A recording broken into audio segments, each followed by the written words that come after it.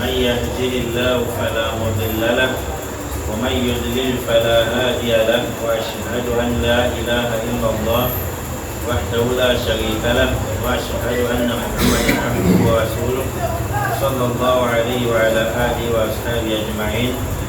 وبعد السلام عليكم ورحمة الله وبركاته.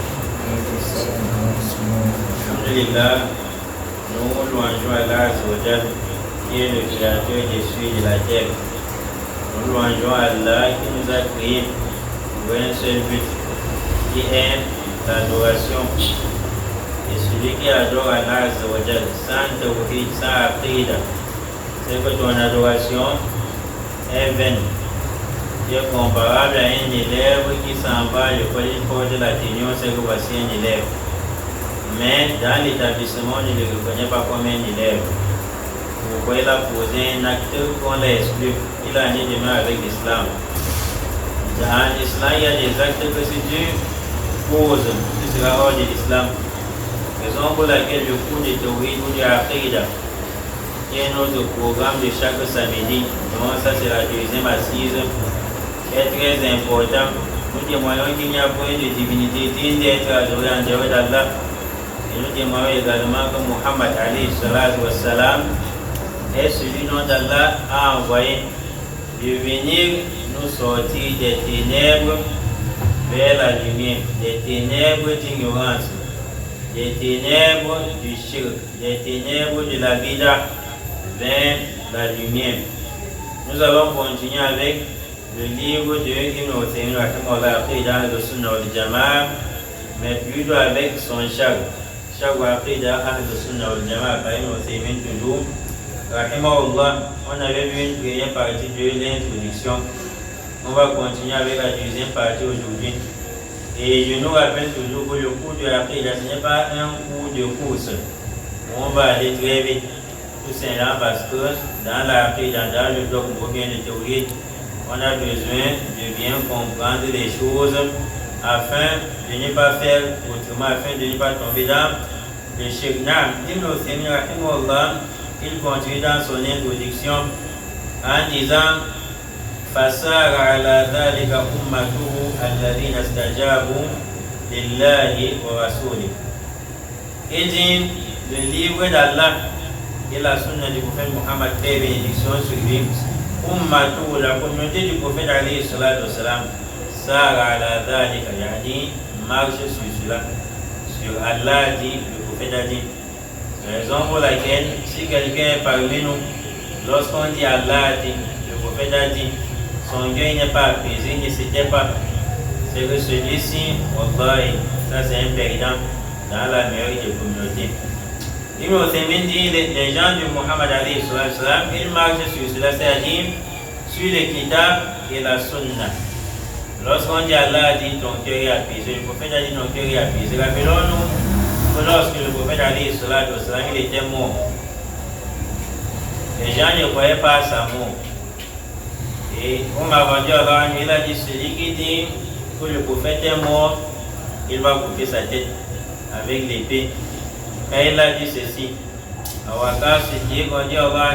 il a traversé les gens, il arrive et il dit celui qui a adoré Allah, c'est qu'Allah est vivant, il ne meurt pas. Celui qui a adoré Muhammad, c'est que Muhammad est mort.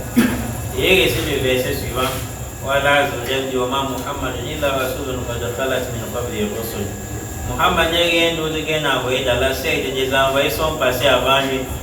Quand Allah dit que les envoyés sont passés avant lui, c'est dire qu'ils sont aujourd'hui présentement, c'est dire qu'ils sont morts. Allah dit si un jour le prophète meurt, ou bien on le tue, est-ce que vous allez rentrer dans vos pas de mes grâces? Et il a récité ce verset, Omar a su que c'est Allah qui est en train de nous parler de manière à ce que le prophète alayhi salatu wa salam peut mourir. Il a abandonné sa décision de tuer celui qui accepte que le prophète est mort. C'est comme si ce verset était révélé ce jour-là. C'est donc Omar, quand Allah a dit, ça a un effet sur lui. Nous aussi, on doit avoir l'effet. Quand tu as une décision dure, ferme, on récite la parole d'Allah, la parole du prophète, ça doit te changer. Si ça ne te change pas, si ça n'a aucun effet sur toi, sache que ton la ilaha Muhammad Rasulullah, ça ne sert à rien. Donc, dans le Sunnah wal Jama'a, plus précisément dans la communauté du prophète Mohammed, fait bénédiction sur lui, ça ou à la dague, yani marche sur le pas du kitab et de la sunna. Wa خيارات الخلق من الصحابة والتابعين. Dans le sunna wal jama'a, les meilleurs gens dans la communauté du prophète Mohammed, fait bénédiction sur lui qui marche selon les kitab et la sunna. Les livres d'année la sunna du prophète, ils sont khiyaratul khalq, yani les meilleures créatures. On n'est pas meilleure créature parce que tu es riche, parce que tu as de l'argent, parce que tu as construit, parce que tu as des villas, parce que tu as des maisons à louer, parce que 1 million n'est rien chez toi. Même s'il y a un problème de 10 millions maintenant, tu veux résoudre ce problème. On n'est pas meilleur auprès d'Allah parce qu'on a des beaux vêtements. On n'est pas meilleur auprès d'Allah parce que tu as un gros gandoua qui pèse 100 kilos. Quand tu arrives où il y a par exemple le mariage, tu soulèves seulement un bras, ça peut créer le tremblement de terre là. On n'est pas meilleur auprès d'Allah à propos de ceci. On est meilleur lorsqu'on obéit à Allah. Inna akramakum indallahi atqakum. Allah dit dans la page 517, dans la soirée Al-Hujurat, c'est le plus noble auprès de vous. Le plus noble parmi vous auprès d'Allah, atqakum. C'est celui qui craint plus Allah. Donc, les gens qui suivent le kitab et la sunna, ils sont des meilleures créatures. Et regardez quand Allah parle des associateurs, des kuffars, Allah dit alladhina kafaru min ahli al-kitab wal mushrikin fi nar jahannam khalidina fiha wa ulaika hum sharrul bariyah. Ces associateurs, ces mécréants qui seront jetés dans le feu de Jahannam, Allah dit ceux-là sont des mauvaises créatures.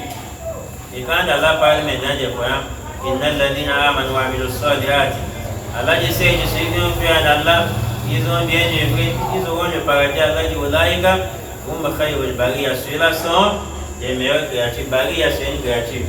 Comme c'est vu dans la sourate Baqara, Fatoubu ila bariyikum. Bariyikum, c'est le créateur. Et Bariya, ce sont des créatures. Donc, pour être une meilleure créature auprès d'Allah, il faut être celui qui obéit à Allah. Donc, parmi les compagnons, ce sont des meilleures créatures. Parce que ce sont eux qui ont transporté la parole d'Allah, la parole du prophète d'Allah. Ils ont amené cela vers nous. Si ce n'était pas la grâce d'Allah pour que les compagnons nous transportent ce message d'Allah, on devrait voir ça où. C'est la raison pour laquelle il faut faire très attention lorsqu'on parle des compagnons, surtout les chiites qui sont des égarés, qui ne sont pas des musulmans. Non, les compagnons sont des meilleures créatures après les envoyés. Après les autres envoyés d'Allah, ce sont des compagnons. Allah il a agréé les compagnons. Dans le Coran, le prophète a parlé sur les compagnons. En les agréant aussi jusqu'à ce que le prophète dise Allah fi ashabihi, ittaqullah fi ashabihi. Le prophète dit craignez Allah sur mes compagnons. Craignez Allah sur mes compagnons, comme si le prophète était en train de nous prévenir qu'il y aura des gens comme des chiites qui seront là pour chercher à monter les défauts des compagnons. Wattabi'in, c'est meilleure créature dans les sahaba, wattabi'in. Et c'est ce qu'on appelle tabi'in. Ils sont des meilleurs créatures parce qu'ils marchent sur le kitab et la sunna. Le tabi'in, tabi'iyu, c'est qui? C'est celui qui a vécu l'époque des compagnons. Il a vu au message divin. Il a appris chez les compagnons. Il a cru en Allah et à son messager. C'est celui qu'on appelle tabi'i. Autrement dit, l'élève d'un compagnon. Walladhina taba'uhum bi ihsan. Ainsi que ceux qui les suivent dans le bien. C'est-à-dire les meilleures créatures d'Allah. Ce sont des gens qui se tiennent sur la loi d'Allah. Celui qui se tient sur la loi d'Allah, son cœur s'appelle sur la loi d'Allah, celui-ci est guidé. Il est parmi la Ahl Sunnah wal Jama'a. La Salafi, il a dit que je suis Salaf. Ou bien je suis parmi la Ahl Sunnah wal Jama'a. Ça ne se dit pas uniquement avec la bouche. Quand la bouche parle, on doit aussi voir au niveau des actes. Si par exemple on est en train de parler de l'héritage, après le deuil, si quelqu'un veut partager l'héritage, tu dois te tenir sur la charia, la loi d'Allah. Tu ne dois pas partager l'héritage comme tu veux selon tes passions. Non, tu fais hériter ceux qui ne devraient pas hériter et tu prives certains qui pouvaient hériter. Ces personnes qui sont bien guidées auprès d'Allah, ce sont ceux qui en plus de cela, ils ont tenu la sunna du prophète alayhi salam. ils se sont cramponnés sur la sunna du prophète Muhammad et bénédiction sur lui. Lorsqu'on dit sunna, ça peut signifier dans un autre contexte la coutume du prophète alayhi salatu wassalam. Quand on dit ainsi, certaines personnes veulent profiter pour dire, comme quelqu'un m'a posé la question, est-ce que sunna c'est recommandé en islam? Ça n'a pas encore fait 2 semaines. Il dit qu'on vous dit que vous êtes les gens de la sunna. Sunna, quel est le dalil de la sunna? Ça ne souffre de rien. Le prophète Moïse dit alaykum bi sunnati. À vous ma sunna, vous devez vous cramponner sur ma sunna, wa sunnati al-khulafa ar-rashidin, et la sunna des khalifas des khulafa ar-rashidin. Wa'addu alayha bin nawajib. C'est meilleur créature, les meilleurs créatures auprès d'Allah, ils se sont cramponnés sur les livres d'Allah, la loi d'Allah azza wa jal et la sunna du prophète. Et ils ont arrêté cela avec leur mâchoire. Aqidatan wa ibadatan. Que ce soit dans l'aqida, c'est le kitab et la sunna. Que ce soit l'adoration, c'est le kitab et la sunna. Celui qui est bien guidé, c'est celui dont, lorsqu'il veut parler par exemple sur Allah, il prononce une parole sur Allah lorsqu'il voit un dalil dessus. Il s'abstient de parler lorsqu'il ne voit aucun dalil. Aqidatan wa ibadatan. Par exemple, dans l'aqida de Ahl-Sunnah wal Jama'a, on sait qu'Allah est As-Sami, il est audient, il entend. Ça c'est l'un des attributs d'Allah. Parmi les attributs d'Allah, il y a l'audience. Et son nom c'est As-Sami. Allah al-Basir, le clairvoyant, c'est dire Allah voit. Maintenant, est-ce qu'Allah a 2 yeux, ou 3, ou 4? Il s'abstient de parler jusqu'à ce qu'il ait un dalil dessus. Mais quand vous allez voir tout au long du livre, on va nous enseigner qu'Allah, à travers les dalils, il a 2 yeux. Allah dit il est As-Sami, il a l'audience, il est l'audience, c'est-à-dire il a l'audience. Allah entend. Est-ce qu'Allah a les oreilles? Quand il veut parler ici, quand il veut rattacher au cœur qu'Allah a quelque chose, il doit avoir un dalil. Quand il ne voit pas un dalil qui indique qu'Allah a les oreilles, il dit Allah wa'ala. Et quelqu'un va dire oui, il va apporter sa philosophie. S'il est Ahl-Sunnah wal Jama'a, dans l'Aqida, il n'apporte pas de philosophie sur Allah azza wa jalla. Sachez que dire oui sur Allah lorsqu'il faut dire non, c'est un danger. Un grand danger. Et dire non sur Allah lorsqu'il faut dire oui, c'est un grand danger. Ce danger peut dépasser le danger du meurtre. Soit par exemple, est-ce qu'Allah a des oreilles? Dans ta aqida, tu dois puiser sur du kitab et de la sunna. Tu n'apportes pas la philosophie. Que non, est-ce que quelqu'un peut entendre sans avoir les oreilles? Regarde les êtres humains. Est-ce que parmi nous, il y a celui qui entend sans avoir l'oreille là? Sur Allah, on ne fait pas la philosophie. Il va prendre l'exemple en disant, si on coupe par exemple ton oreille, est-ce que tu vas encore entendre? La réponse c'est oui. C'est donc dire entendre, ne veut pas dire que tu as forcément les oreilles. Et il ne veut pas dire qu'Allah n'a pas les oreilles. Et nous non plus dire Allah a les oreilles. Est-ce qu'Allah a les oreilles? Allah wa'ala, on s'abstient dessus. Parce que tu peux dire non, lorsqu'en réalité c'est oui. Mais Allah ne nous a pas fait part de cela. Dans la plupart des choses qu'on nous questionne dessus sur la aqida dans les dogmes, plus précisément ou plus particulièrement sur Allah azza, si vous ne connaissez pas, n'essayez pas, on ne t'attend pas. Quand le prophète questionnait les compagnons sur certaines choses religieuses, même quand ça ne concerne pas Allah directement, ils disent Allah wa Rasuluhu a'lam. Alors que les compagnons sont des savants qui parmi nous connaissent plus qu'un compagnon. Ils disent Allah wa a'lam. C'est l'allée son messager en savent plus, en savent mieux. Combien de fois nous ici qui sommes ignorants vis-à-vis des compagnons? Quand tu ne sais rien sur Allah, on ne t'attend pas. Comme Allah me laisse, j'essaie un peu. Allah a les cheveux. Là, c'est genre de choses, il ne faut pas persister dessus. Lorsqu'il n'y a pas un dalil, donc, les personnes bien guidées auprès d'Allah, ce sont ceux qui se cramponnent sur les livres d'Allah et la sunna du prophète alayhi salam dans leur aqida wa ibadah et dans leur adoration. Lorsque tu adores Allah, tu fais les takbir, tu dis Allahumma inni nawaitu. Tu es en train de dire ici les invocations de la prière. Allahumma inni nawaitu salat al-subhi, avec itidai bi imam, jusqu'à ce qu'ils disent itidai bi imam lorsqu'on est avec l'imam. Tout c'est une bida. Tu ne peux pas parler des gens, il y a des gens qui ont appris à Ahl-Sunnah wal Jama'a. Parce que dans l'adoration, ça doit être Allah dit, le prophète a dit, quand il dit Allahumma inni nawaitu salat al-subhi, est-ce que le prophète a enseigné cela? Non, tu abandonnes. Tu dois avoir un dalil avant d'exécuter cela. Il s'agit de ça, c'est une règle générale. Toute bida, toute innovation qui n'a pas de base en islam, parce qu'il n'y a aucune innovation qui a de base en islam. Toute innovation, c'est-à-dire dans la religion, dont il n'y a pas de base dessus en islam, sachez que vous allez trouver une faille quelque part qui va répliquer sur cette innovation. Par exemple, quand tu vois celui qui dit avant de prier, on dit avant mais il n'avait de cela, de zones et ainsi de suite. Après maintenant, ils vont progresser plus loin, ils vont dire lorsqu'il faut rembourser la prière, on dit avant mais il n'avait de kada et prononce même mal. Quand il dit kada, et même toi qui connais la langue arabe, tu peux te perdre.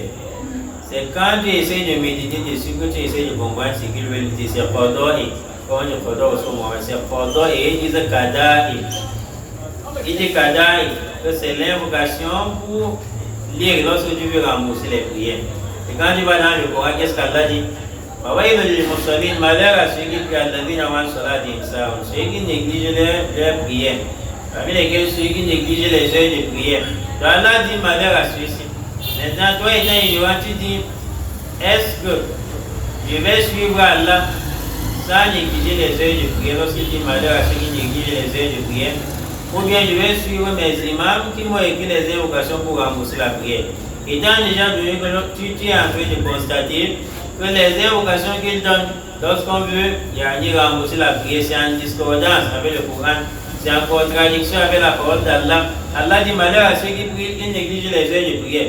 Eux, ils ne te font pas savoir qu'il y a un malheur sur lui, ils te font savoir que non, si tu dis cette invocation, ça va écarter. Alors qu'Allah n'a pas dit ainsi, tu vois déjà la contradiction entre cette bida et la parole d'Allah, tu vas donc déduire, savoir donc que toute innovation, pardon, que toute invocation qu'on récite pour la prière, que ce soit pour rembourser la prière ou pas pour rembourser la prière, le prophète n'a jamais enseigné cela. Tant pis pour toi si tu persistes dessus. Le prophète dit, celui qui fait n'importe quelle œuvre en islam, il n'y a pas l'accord d'aller du prophète dessus, ça sera rejeté. Le prophète a dit, celui qui fait amalan dans la ça c'est nakira, ça veut dire n'importe quelle œuvre, y compris la prière. Donc si tu es en train d'effectuer ta prière, il y a une bida dedans, ça sera rejeté. Je crois à ce que les prières de certains soient rejetées le jour dernier. Tout simplement parce qu'ils avaient dit avant, mais ils n'avaient tout. Lorsque le prophète n'a jamais enseigné cela. Et certains qui prient, qu'ils soient en train d'effectuer la prière, au moment de faire les tâches, quand il revient du deuxième sujoud, il dit Waqina azab al-nar at-tahiyyatu lillah wa salawatu wa tayyibat. Tu as vu tout ceci où tu es en train de modifier la religion d'Allah. Wa khuluqan wa adaban. Les personnes bien guidées, les Ahlus Sunnah wal Jama'a, ils sont guidés khuluqan dans leurs habitudes wa adaban et leur morale. Chacun parmi nous doit avoir une bonne moralité, de bonnes habitudes. La sunna ne se limite pas sur des répliques. J'ai répliqué chez tel chèque. On dit Masha'Allah, il connaît répliquer. J'ai répliqué sur tel innovateur. J'ai répliqué chez tel chèque. Sur tel chèque, les gens sont fiers. Que non, il y a une faille sur lui. Comme j'ai répliqué, les gens sont avec moi. Là, la sunna ne se limite pas sur des répliques. Tu dois avoir de bonnes manières, de bonnes habitudes, une bonne morale. Laisser quelque chose à travers une sagesse, faire quelque chose à travers une sagesse. Avoir un bon comportement. Le prophète avait un bon comportement lorsque les mécréants niaient ce que le prophète a apporté comme révélation. Par derrière, au fond de Dieu, savait que le prophète avait un bon comportement. Et il confiait même leurs choses au prophète. Le prophète garde. Et ils sont contre le prophète. Et soit parmi la leçon de Jama'a, d'après ce que tu dis, l'argent de la réunion où on te cherche, on ne te trouve plus. Tu es endetté partout.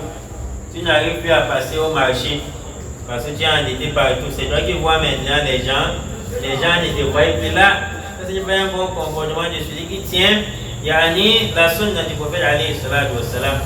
Et dans déjà donné que le prophète a dit, le Coran peut avoir certains défauts sauf Dieu.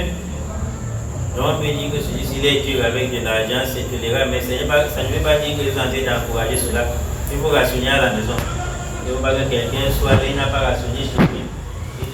Mais c'est là, il faut rationner à la maison. Mais tu peux avoir toujours des défauts. Le prophète dit sauf Dieu, al-kadhib, le mensonge. C'est à cause de ce mensonge qu'on a rejeté certaines paroles du prophète. Quand on dit le prophète a dit, on rejette ses paroles parce qu'à l'intérieur, dans la chaîne de transmission, il est un menteur.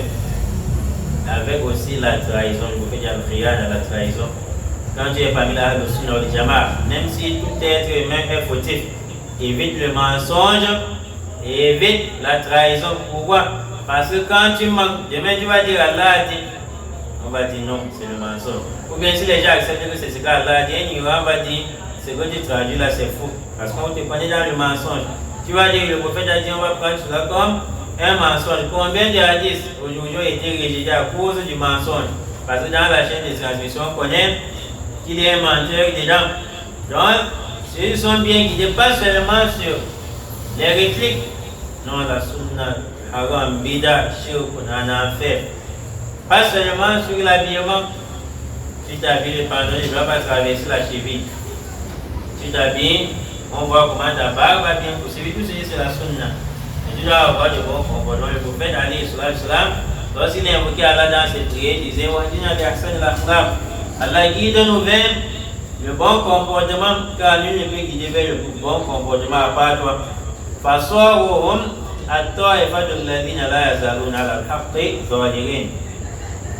Il y a le Sunna wal Jama'a qui se sont cramponnés sur les livres d'Allah, sur la Sunna du prophète, sur la Sharia, la loi d'Allah et du prophète, qui ont un bon comportement, une bonne morale. Ils sont devenus des gens, le groupe sur qui le prophète a dit Alladhina la yazaluna ala al-haqq. Ils ne vont pas s'écarter sur la vérité, ils vont toujours dominer. C'est venu dans un hadith, cette parole que nous terminons en train de dire. Le prophète nous fait savoir qu'à la fin du temps, beaucoup de gens vont abandonner l'islam pour virer vers le shirk. Beaucoup de gens vont abandonner l'islam parce qu'on n'apprend pas la aqida, on n'apprend pas l'histoire. Il y a certaines personnes dont le tout premier péché chez eux, c'est le meurtre. Et d'autres, le tout premier pilier de l'islam chez eux, c'est quoi? C'est la famille. Le lien de parler pour nous. Quelqu'un peut aller en enfer à cause de sa famille. Ça, c'est son premier pilier de l'islam. Si je lui demande quel est le plus grand péché, il va te dire c'est le meurtre.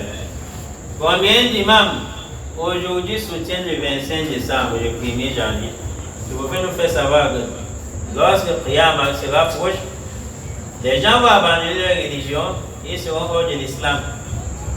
Tu vois un imam, il prêche, même réciter un verset pour soutenir que le 25 décembre, c'est permis. Dans le Sunna wal Jama'a, qui ne suivent pas leur passion, ils sont ces gens-là dont le prophète a dit, ils seront un groupe, un petit groupe, qui ne cesse pas d'être sur la vérité. Donc, ils vont toujours dominer. Ils vont toujours dominer. Beaucoup de gens n'ont pas compris la sunna auparavant. Quand quelqu'un est en train de finir la sunna à l'extérieur, son enfant est en train de comprendre la sunna. Les gens de la sunna qui sont sur la vérité, ceux qui les humilient,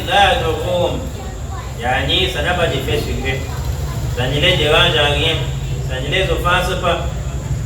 Quand je vais dire non, tu veux les faire peur parce que tu as le roi à côté de toi, parce que tu as le président, parce que tu as un tel à côté de toi. Ça ne lui fait pas peur. Lui, il observe la grandeur d'Allah. Donc, quand tu veux l'humilier, tu es contre lui. Même si vous êtes 100, vous êtes 1000, vous êtes contre les gens de la sunna. Lorsqu'ils savent qu'ils sont avec Allah, ça n'a pas d'impact sur eux. Ils savent qu'Allah il a décrété ainsi, et c'est l'épreuve de tout un chacun qui se cramponne sur la vérité. Il continue en disant à la femme, tous ceux qui sont en discordance avec eux, même si vous êtes 1000 de l'autre côté, tous les rois du monde sont avec vous, les présidents du monde sont avec vous. Vous commencez à dire, nous sommes guidés. Tu vois, le président et le ministre télé vient faire le tafsir avec nous. Et cela te renforce dans ta bida, ça n'influence pas les gens de la sunna. Ça n'influence pas ceux-ci. Et dans le genre de si vous observez bien, les plus grands mécréants dans le Coran, ce sont des rois, des dirigeants. Je n'ai pas dit que tous les rois sont des mécréants. Les plus grands mécréants dans le Coran, ce sont des rois. Regardez Pharaon. Pharaon dit en arabe beaucoup là, je suis votre Seigneur le très haut. Il était quoi? Il était roi. Regardez Nomrod. avec Abraham alayhi salatu wassalam. Abraham dit Rabbi alladhi yuhyi wa yumiit. Mon Seigneur, c'est celui qui donne la vie et tue. Namrud dit Ana uhyi wa umiit. Moi aussi je donne la vie et je tue. Abraham dit fa inna Allah ya'ti bi shamsi min al-maghrib fa ati biha min al-maghrib. Allah va faire à ce que le soleil provienne du lever. Fais-nous à ce que le soleil se lève. Pardon, Allah va faire à ce que le soleil provienne du lever. Fais à ce que le soleil se lève de son coucher. Et il s'est tué. Il dit Ana uhyi wa umiit. Ça c'est le pauvre, la mécréance. Allah dit c'est lui qui donne la vie, qui tue un être humain. Il a le courage de dire que moi aussi je donne la vie et je tue. Vous observez que la plupart des rois, ils tombent dans la mécréance. C'est difficile de les voir se soumettre à Allah. La raison pour laquelle les gens de la Sunni n'ont pas besoin de la suprématie sur terre. Parfois, quand tu veux lui confier certaines postes, il refuse. Pourquoi? Tu vas lui donner un poste qui va l'empêcher de dire la vérité. Il va être seul avec Allah. Et il y a avoir beaucoup de gens derrière toi, ça ne l'influence pas, même s'il est seul. Même s'il est avec deux personnes derrière lui, parce qu'Allah a déjà dit informé dans le Coran. Il y a la sourate d'Ariyat, dans la troisième page de la sourate d'Ariyat. Quand les anges sont venus voir Ibrahim alayhi salatu wassalam, suite à certaines causeries, Abraham a su que ce n'était pas des anges. Ils disent, mais qu'est-ce que vous êtes, Abraham dit, qu'est-ce que vous êtes venu faire? Les anges disent, on nous a envoyé d'aller détruire le peuple de l'autre. Qu'est-ce qu'Allah dit quand les anges sont allés pour détruire les gens de l'autre? فَمَا وَجَدْنَا فِيهَا غَيْرَ بَيْتٍ مِنَ الْمُسْلِمِينَ. Allah dit, dans la cité où l'autre était, il n'y avait qu'une seule maison qui s'était soumise à Allah. Un peu comme on a envoyé un prophète. L'autre arrive sur un messager de venir transmettre les théories et interdire l'homosexualité, par exemple au Cameroun. Dans tout le Cameroun, il y a une seule maison qui a pris en Allah, tout le reste a mépris. C'était la maison de l'autre. Le reste, des maisons des tantes, des oncles, des voisins, des cousins, et tous ils étaient des migrants dans toute cette cité. Une seule maison a pris en Allah. Quand quelqu'un de la journaliste ici, même s'il vit ici, il est seul dans la mosquée, vous êtes contre ça ne lui dit rien. Ce sont les marques de la vérité, celui qui veut le visage d'Allah, pas le visage des gens. Si tu veux l'agrément des gens, sache qu'un jour, tu vas mourir à part, ils vont aussi mourir à part, et chacun sera enterré à part. Donc, regardez et méditez dessus. Après maintenant, après avoir parlé de l'autre, donc c'est seulement lui et sa famille qui avaient cru. Sa femme était mécréante. Certains Moufassirou disent c'est l'autre qui avait cru ainsi que Dieu les enfants. Ils étaient à trois. Ils n'étaient pas nombreux.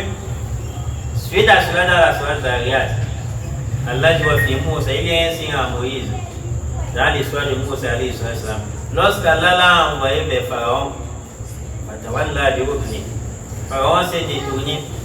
Montant sur son pilier, c'est-à-dire, c'est le pilier, c'est qui soutient quelque chose. Le pilier, ici, ce sont des gens qui sont derrière Pharaon. Pharaon comptait sur eux. Il avait beaucoup de gens derrière lui. Méditez dessus. Directement après, le rappel sur un envoyé d'Allah dont personne n'avait cru dans toute cette cité à part les gens de sa maison et quelques. Directement après son rappel vient le rappel de celui qui avait beaucoup de gens derrière le Pharaon.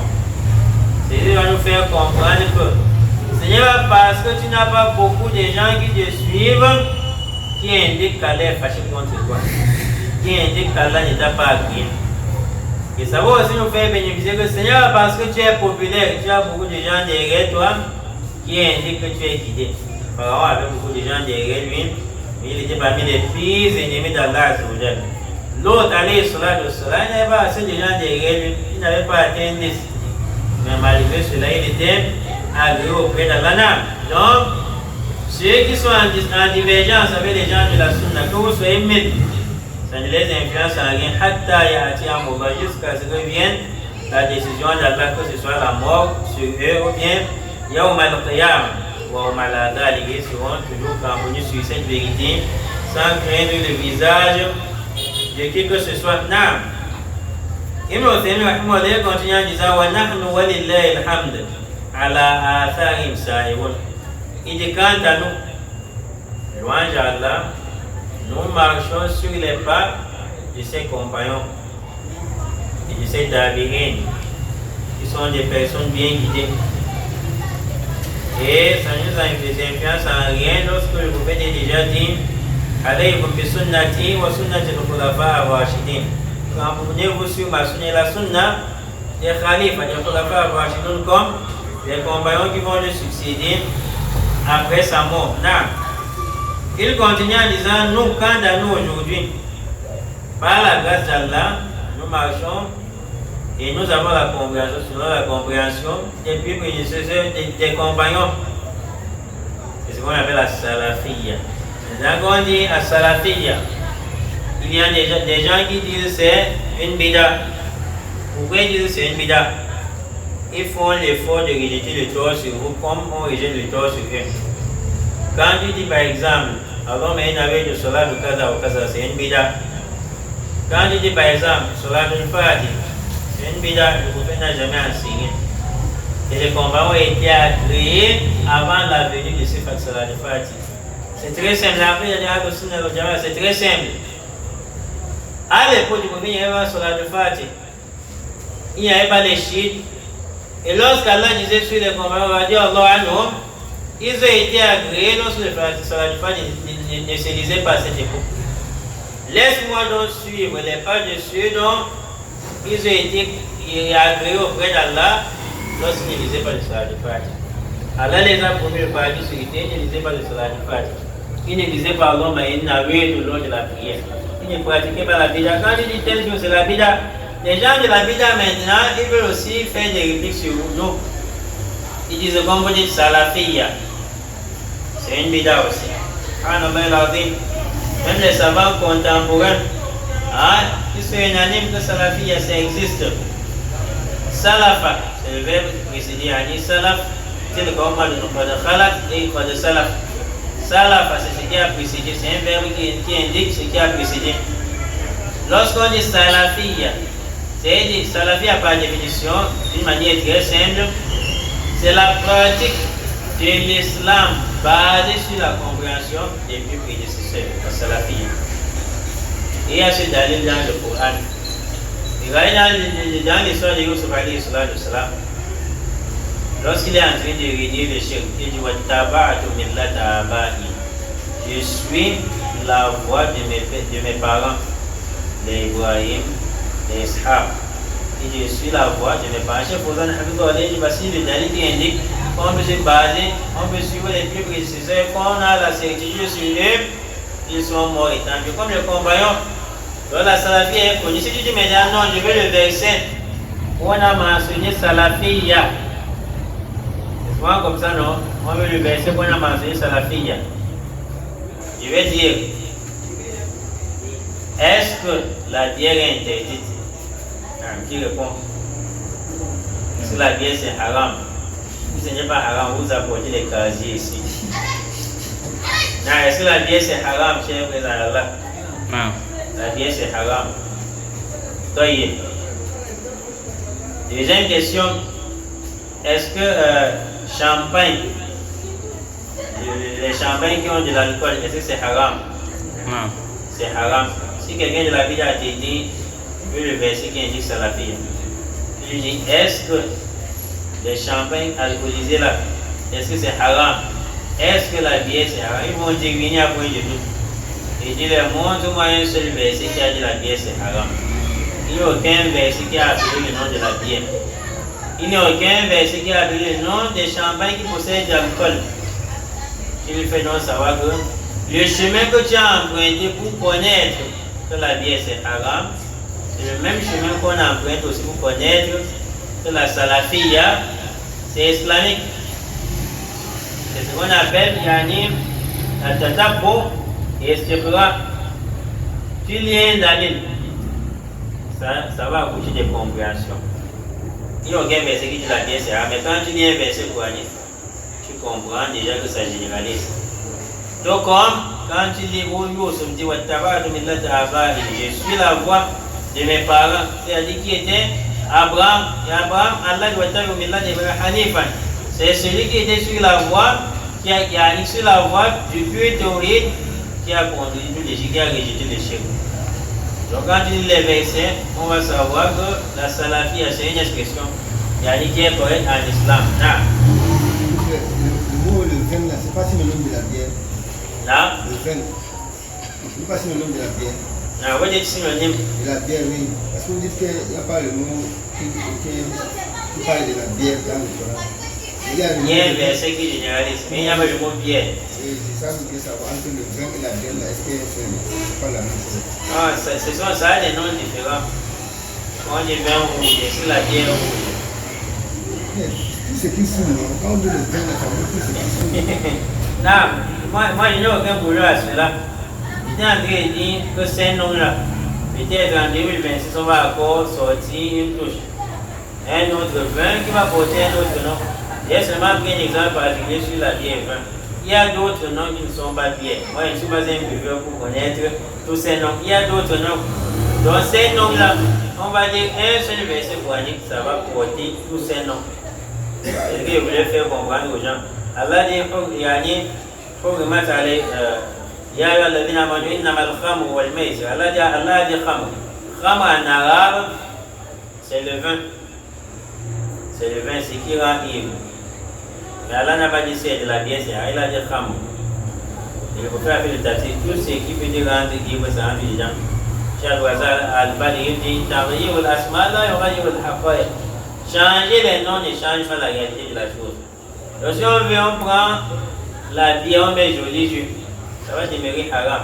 Donc tous les noms là, les noms des différentes boissons n'existent pas dans le Coran, formellement dit, mais un seul verset coranique, ça porte tout cela. Et il est en train de nous faire savoir que ces noms-là, ça n'existe pas directement dans le Coran. Si ça n'existe pas, le chemin qu'on a emprunté pour savoir que c'est haram, c'est le même chemin qu'on a emprunté pour savoir que c'est la salafia, c'est islamique. La salafia, c'est l'islam basé sur ceux qui nous ont précédés, et c'est évident, il n'y a même pas de débat ici. Donc, tout cela c'est haram. Je ne sais pas si j'ai répondu à votre question. C'est un seul mot qui est venu dans le Coran. Mais les blancs ne font que sortir des noms. Non. Tous ces noms-là n'existent pas dans le Coran. Mais un seul verset va porter. Il en est de même avec Salafiyya, As-Salaf, Al-Sunnah, Al-Jama'a, Al-Athar. Et tous ces noms, ça renvoie sur une seule personne. Là, c'est ici de tout sur le fait que vous voyez ces noms sortir. C'est là dans le Coran. Les personnes enracinées dans la science détectent cela. Lorsqu'il y a une bida qui sort, les savants maintenant vont puiser un nom qui a la base dans le Coran. Ils vont mettre sur des pour qu'on se différencie des gens de la bida d'âme. On continue en disant, il dit, وَبِسَيْرِهِمُ الْمُؤَيَّدَ بِالْكِتَابِ وَالسُّنَّةِ مُهْتَدُونَ. Et nous terminons quand nous sommes guidés à travers la marche, la voie des pieux prédécesseurs, des compagnons des salafs, qui est la voie, qui a la base du Bil-Kitab, le livre d'Allah Azza wa Jalla. نقول ذلك تحدثا بنعمة الله تعالى. Il dit, lorsque nous sommes en train de dire que nous sommes guidés, nous sommes des personnes guidées selon la voie des pieux prédécesseurs, des compagnons, il dit, nous disons cela تحدثا بنعمة الله, en rappelant les bienfaits d'Allah sur nous. Pourquoi il dit ceci? Dans le chapitre va expliquer. Il dit pour vous, le lecteur ne pense pas quand il dit nous sommes guidés sur la voie des salafs, que l'écrivain nous est en train de se vendre. Il ne se vend pas, il vous fait la différence entre les choses. Parce que les gens qui sont de mauvaise humeur, mal intentionnés, quand ils savent dire une parole, ils vont mal interpréter. Il peut venir ici, je parle des bienfaits d'Allah. Un ignorant soit dit Jésus en train de vendre le riya, c'est haram. Et de tahaddusan bi ni'matillah, pour que les gens ne confondent pas des choses.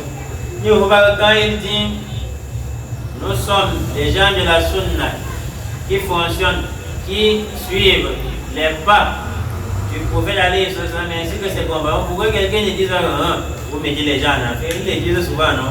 Vous faites comme si vous êtes guidés, vous mettez les gens en affaire. Là, on est en train d'exprimer le bienfait d'Allah, c'est un bienfait évident. Tout un chacun qui sait que lorsqu'il veut mettre en pratique quoi que ce soit, il se pose la question, est-ce que Allah recommande, est-ce que le prophète a fait ça? Est-ce que le prophète a vu les gens faire ce truc pour prouver que c'est permis en islam? Est-ce que le prophète a recommandé au moins, lorsqu'il ne voit pas, il ne met pas en application ce qu'il voulait faire, celui-ci peut se vanter dessus, plus de du bienfait d'Allah. Je ne vais pas dire combien les gens en arrivent, parce que les gens de la Bible sont rusés. Quand il va parler ainsi, il va dire, vous faites comme si vous êtes déjà au paradis, et nous on est en enfer. Mais ça ne m'étonne pas pourquoi ils disent cela, vous savez pourquoi? Parce que les innovateurs, quand tu veux réciter un verset coranique ou bien un hadith contre eux, la fin du hadith se termine par l'enfer. C'est comme si c'est toi qui le mettais en enfer.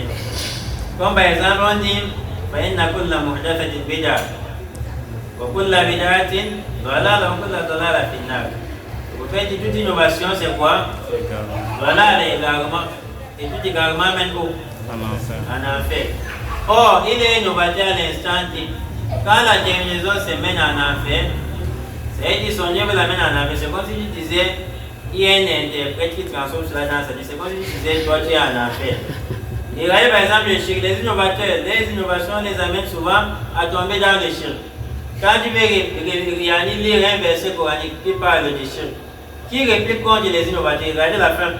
Allah dit, Naouma yushrik billah, verset 72 dans la page 120. C'est de celui qui est associé à Allah avec quoi que ce soit. Par rapport de certes, Abraham Allah alayhi wa sallam, Allah lui a interdit le paradis. Sa destination c'est aussi en enfer. Quand tu récites ceci à celui qui porte les gris-gris, qui vient de voir le marabout, c'est comme si le shaitan transforme cela dans sa tête. C'est comme si tu étais en train de dire tu iras en enfer. Alors que ce n'est pas ce que tu as dit. Tous les versets qu'on y a disent qui viennent sur les innovateurs, les associateurs, la finalité c'est l'enfer. C'est une information qui sera en enfer s'il meurt dans ce genre de choses. Lui comprend comme si tu le mettais en enfer, il va se plaindre.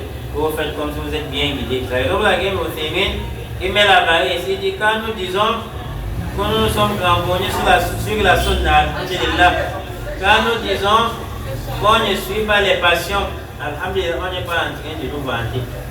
C'est plutôt raconter, en exprimer les bienfaits d'Allah sur nous, car Allah dit, quand le bienfait d'Allah, il faut raconter cela. Nous sommes en train aussi d'informer les gens sur ce dont il est obligatoire de voir. Tout est un croyant dessus. Tout est un croyant, celui qui est vraiment un croyant, pas un croyant par prétention, celui qui est vraiment un croyant en réalité, c'est celui qui se cramponne sur Allah. Le prophète a dit, le reste il met la barrière dessus. Regardons comment les innovations ont pris l'ambiance aujourd'hui. Les prières au Bida, on amène les innovations dedans. Le jeûne, avant mais il n'avait tout. Bida, on amène les innovations dedans. Même le pèlerinage à la Mecque, on amène les innovations dessus. Pour aller accompagner le pèlerin, on part en masse. Il va d'abord aller demander la route aux morts. Et tout c'est un pilier du pèlerinage, une condition du pèlerinage, une obligation, non. Et quand il part au moment de rentrer, il est à côté de la Kaaba, au lieu de se contenter sur l'adoration, il appelle. Est-ce qu'on est déjà, le nom c'est quoi en français? Les trucs du palmier là. Les rameaux. Oui, les rameaux. On met souvent à l'entrée du village. Est-ce qu'on est déjà arrangé ça? Non, pour faire savoir que non, voilà le pèlerin qui arrive. Et quand il est en train d'arriver, les gens font des uniformes. Tous ces sabbats, ils font des uniformes et des thèmes. Donc, le mariage, bida, le pèlerinage, on amène la bida dedans. La prière, bida, pour finir, on va. C'est la raison pour laquelle le coup du tawhid est très important.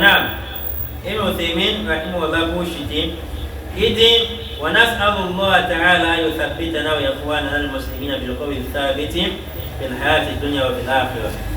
Et nous implorons Allah qu'il affermisse nos pas, ainsi que les pas de nos frères musulmans, avec une parole ferme dans ce bas monde et dans l'au-delà. L'au-delà, c'est-à-dire dans la tombe. Ça, c'est un droit. Parce qu'Allah dit c'est un verset pour Allah dit il va renforcer les pas des croyants avec une parole ferme dans ce moment. Avec là, et Allah va les raffermir les pas après leur mort, c'est-à-dire dans la tombe. Quand on va te demander qui est ton Seigneur, tu ne vas pas répondre parce que tu as péché. Tu vas répondre parce qu'Allah a permis tes pas. Tu ne sais pas si ça sera la langue arabe là-bas ou quelle langue arabe. Je ne dis pas que c'est la langue arabe. C'est Allah. Imagine même que ce soit la langue arabe.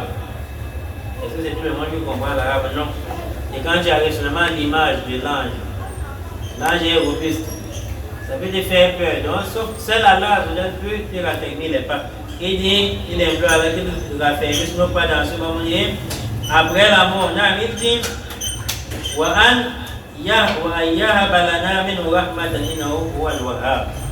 il dit, il implore Allah